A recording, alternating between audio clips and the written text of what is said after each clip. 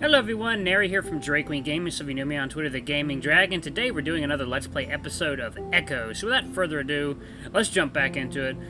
We stopped yesterday, not yesterday, we stopped a couple days ago on the cusp of a very big relationship talk between Chase and Leo. So let's see where that leads, shall we? Alright. We both stand there for a minute, 3 feet apart. I hear Leo scuff the ground with his foot, then sniff as dust rises up from the ground. I hear him drawing a breath a few times, as if he's going to say something, but ends up blowing it out with a sigh. We were never good at this, probably why it ended up failing like it did. Leo... I'm sorry, Chase. For what? Not talking to you about this when I should have. Talking to Jenna about it when I should have been talking to you. He reaches out and sets a paw on my shoulder, the silver anchor on his wrist glinting just a bit in the fading light. He's smiling at me, but I grip my teeth. Why are you still wearing that? His eyes flick from the bracelet then back to my face, expression turning defensive. Why aren't you still wearing yours? Don't you remember what we said? I sigh, looking at the scattering of clouds behind Leo's head, their tinge of soft pink from the fading sun. The sunset is almost the same color as Leo's fur. Leo, we were teenagers. That's not an answer. He cuts me off and I look back at him. I told you, they weren't love bracelets. They weren't just about our relationship. They were about everything. Our friends, family, memories. Echo. I raise my voice above his, cutting him off this time. They were about Echo, Leo. We stand there a while, and Leo's looking closely at me, expectantly, his ears tipped forward. His eyes pierced me like amber shards. It was always hard to look him in the eye during our arguments. Oh.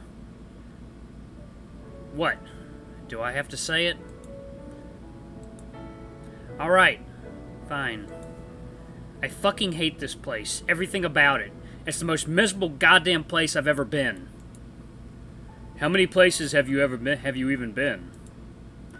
Enough to know that it's miserable. Most everyone here is old, obese, on welfare. Half of them are probably on meth.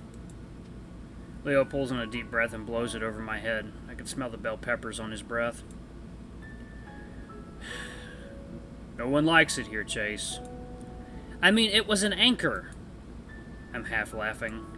Just looking at it made me feel like I was still tied to this town. I didn't need it reminding me of all that awful stuff. I know it was supposed to symbolize our being each other's rocks or whatever, but it stands for a lot more than that. But a lot of good things happened here, too. No one should forget where they come from. Sometimes I wish I could. At this point, Leo's deflated a bit, going into a slouch, his ears lowered. Wait, you said was. You didn't get rid? No, I still have it. It's just in a drawer in my dorm room. Honestly, if it was anything else, like one of the infinity bracelets we saw, I wouldn't have trouble wearing it. Well, fuck, why didn't you say anything when we were buying them? I didn't know it was gonna be a problem. Leo takes in a deep breath again, before blowing it out, puffing out his cheeks this time. Buchika, Otter. He puts a paw to his eyes and holds it there for a few seconds. It's a pose I'm pretty familiar with. Even though I haven't seen it in a few years, I'm hit with a wave of memories, mostly of me frustrating or embarrassing Leo somehow. We decided on the anchors mostly because they looked pretty. Leo had referenced some wolf metaphor about roots and how we're always drawn back to them.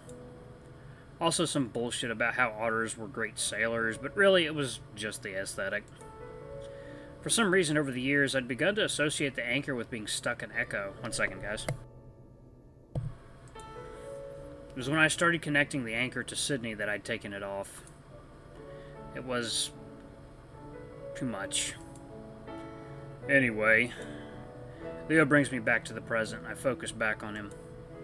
What I was trying to say was that I'm still not okay with how you left. Leo, I said I was sorry, and I still am. Or how you stopped talking to me for a while. Okay, I was a kid. I thought I had a good tactic, like Jenna said. Rip off the band-aid, you know? We did start talking again. It was more like you punching me in the guts than kicking me in the balls. The problem was that you didn't even give me a chance to say anything, or at least tell me why you broke it off. I stay silent for a while, then finally look up, setting my jaw. Like I said, I was young and dumb. I didn't know how to handle it. I can keep apologizing, or we can move on and make the most of this. We only have 1 week, and I want to have fun. Leo looks to the side, paws on hips, as if contemplating, then looks back at me with a smile. Alright, fine, but don't think you're off the hook. I still want to talk soon. Soon, just not right now. I stand there awkwardly for a few moments, then because it feels appropriate, I step in to give him a hug.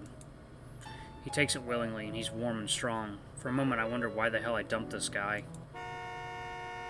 Just then, someone lays on the horn as they drive past us, pulling me out of my reverie.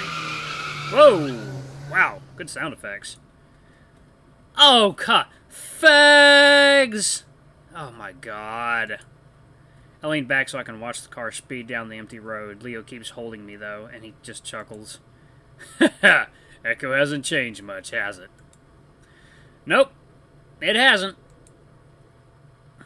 As we're saying our goodbyes, I remind Leo about the shots I need of the lake.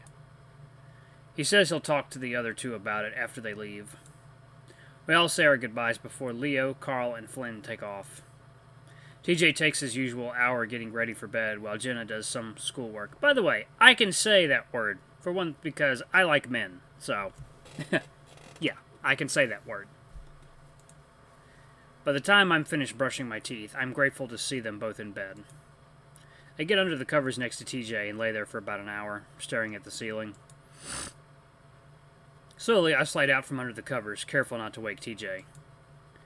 Quietly, I slip my jeans on and grab my jacket before heading out the door.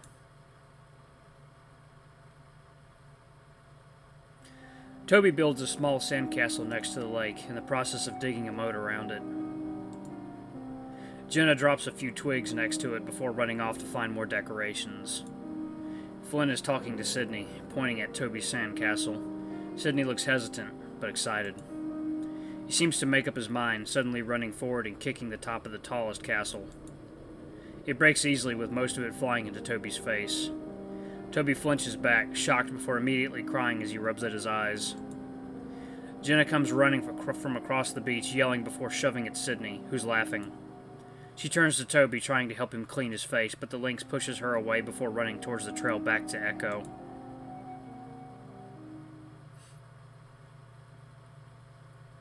Monday.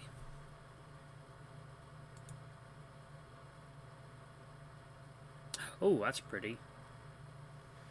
Yeehaw River feeds Emma Lake from the north. It's a farther drive than the lake itself, but it does have a few nice clearings along its edge. Go ahead and save right here. One of them has a few benches and a rusted-to-hell public grill that I'm sure no one has used in decades. This is the place that we go. As we're unloading Leo's van, I decide to get the B-roll of the lake right away. It won't have much of a presence in the packet, so I think I'm just going to narrate over it later. The actual lake is only a few minutes' walk from here. It's a bit difficult navigating around the sagebrush, and I know I'm going to have to check for ticks later. By the time I reach the lake, my friends are pretty far behind me, hidden behind a few bends and hills. I'm getting uncomfortable with the idea of me holding this camera while I navigate this terrain. Oh, I love the sound of that. Oh, the wind. Oh my god, it's just entrancing. It probably would have been better if Leo had just parked the car next to the reservoir while I got out to film, but I guess even that still wasn't okay. There's a large square of paved ground next to the parking lot, now several benches and a row of brand new grills. Several lamps have been erected around the area, too. Leo was right about the town trying to turn the reservoir into a recreational spot. I can actually see a few jet boats skimming through the water, leaving long trails of white behind them. There's even what looks like a feline of some sort fishing in the shallows. 1 second, guys. It would explain why the motel is still in business. Yeah, something's got my allergies going. Lake Emma is fairly small, only about 12 miles long and 5 wide. I look around before climbing to the top of a nearby hill and get my shots. Even with a few people there, it's still pretty quiet, aside from the train horns, and it's kind of eerie. I wrap up and start to quickly make my way back. It's hard to explain why I'm getting freaked out in broad daylight with people around. Either it's because of what happened all those years ago, or I'm just psyching myself out. I'm glad to hear my friends' voices again as I get closer, and again, it sounds like they're fighting. Been acting like a dick all day. Hey, be glad I came here at all. Apparently would have been better if you hadn't. Maybe I should just fucking leave then. It sounds a lot more serious than our usual squabble, so I quicken my pace. They seem to quiet down a bit once they see me coming. TJ's off to the side, looking out over the river, occasionally throwing a rock into it.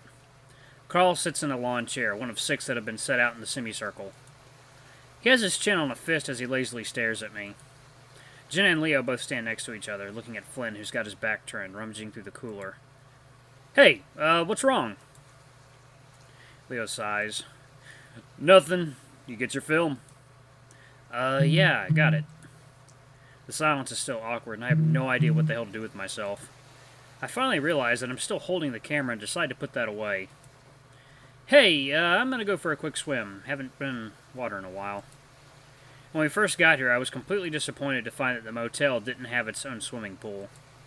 Being an otter, I like to swim at least once a day, if not more. At this point, it hadn't been 3. Finally, Flynn finally turns around, a beer in his hand as he cracks it open. It was true that he'd been acting a bit strange today. He'd held the entire trip up by a few hours, and when he'd finally shown up, his eyes were blurry, and he seemed sluggish, like he'd been up all night. When we'd asked if he was alright, he brushed us off.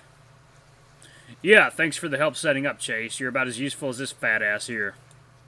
He swings the paw holding the beer at Carl. Flynn. Oh, hold up. So enjoy that swim while I set everything out. Alright guys, I'm going to pause it right here. Looks like we're having a little bit of a group squabble here. Yeah, you seem to be the instigator in pretty much everything. Stop being an asshole, Flynn, but I bet there's a reason for that, and I bet we're going to find out what it is later. But anyway, guys, thank you so much for watching. Don't forget to like, comment, subscribe, and ring that little notification bell until the next video. I love you all. I'll see you next time. Bye-bye!